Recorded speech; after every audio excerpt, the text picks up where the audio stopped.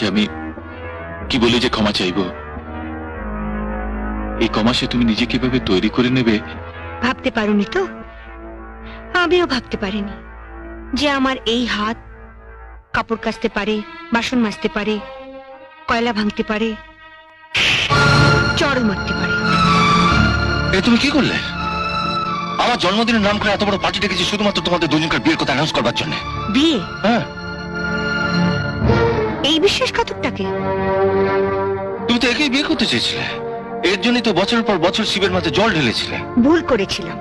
আপনাকে জেতাতে গিয়ে আমি নিজের কাছে হেরে যেতে পারবো না।